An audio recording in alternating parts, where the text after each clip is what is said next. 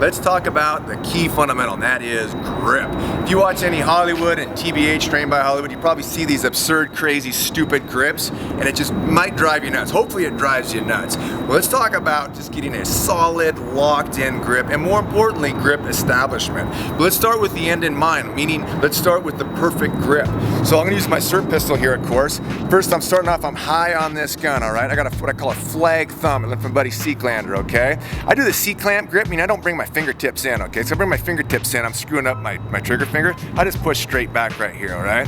So from here, I got this nice, beautiful canal, all right? Let's fill it with this nice, beautiful chunk of meat. All right, look at this chunk of meat, it's gonna eat some of that recoil.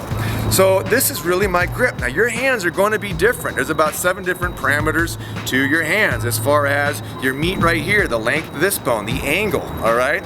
Your natural girth sticking out. So there's a few things, but the basic premise, get high on this gun, try to nestle this hand in there, push straight back, all right? As you do that with your own pistol, I don't care what kind of pistol you shoot, it really doesn't matter. You're gonna be locked in. Because I like to say there's 2 objectives of grip. First objective is you align that pistol wherever you're looking at. Second objective is every shot next comes down to a consistent location. With these 2 objectives in mind, we can drive our mechanics to get the most optimized grip possible. So now with this grip, I have one other element. This is really said about like a C-clamp grip I learned from my buddy Larry Yatch, right? So I'm pushing straight back, kind of like a C-clamp. Not a rope grip, but C-clamp, all right? Now I have chest squeeze. See this base of this gun right here? I want to give it a locked-in platform. It doesn't matter if you're bowed up strong or weak, but you gotta have this locked-in platform. The best way to do that, honestly, with a big, dumb, gross muscle movement type thing, is chest squeeze. I squeeze my chest hard. Now look, when I do all this big, dumb muscle, my finger mechanics, they're pretty free, all right? I want this finger isolated. This finger is not part of all this. He's kind of on his own little island, all right? All this, everything up here is separate from this little dainty kind of commander guy right here, all right? So with the C-clamp grip, it's easy to have that, because if I do a rope grip, look at that. Do this for yourself right now. Go like this and grab a rope and watch your co-contraction of your trigger finger.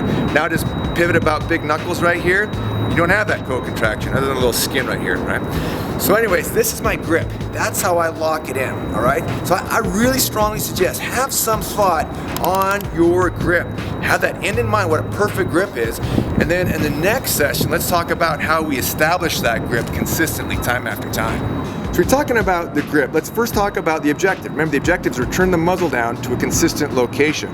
But when you have this significant amount of force, right, as the bullet leaves, look where the surfaces are. You have a surface back here, and you have a surface up here. Now you have the side surfaces, but the only way you're gonna get anything out of these side surfaces is by friction. Well, guess what? Friction is dependent on the coefficient of friction, which can change with sweat, with mud, with anything on here. It's not something you wanna rely on. That's why I like to emphasize pressure in the front and pressure in the rear. I don't care about the sides. In fact, when you look at my grip and kind of x-ray in there a little bit, there's nothing really touching the sides. If I start to touch the sides with my fingertips, it doesn't do much, and I get that stupid co-contraction, which starts to mess up my trigger finger. My trigger finger has to be isolated from these rest of these gripping fingers. So fore and aft is where my pressure is. C-clamp here, even a C-clamp here, and this back base. This back base is comprised of both of my base of my thumbs compressed together. When I compress them together, it's a hard surface, all right? I have these big dumb muscles of the biceps, chest, everything working together, but my trigger finger is shockingly isolated from all these big dumb muscles. So that's really some basics of establishing that good grip. Go to grip.nextleveltraining.com. You can see a little grip course we put together there. I'm Mike Hughes. Thanks for watching.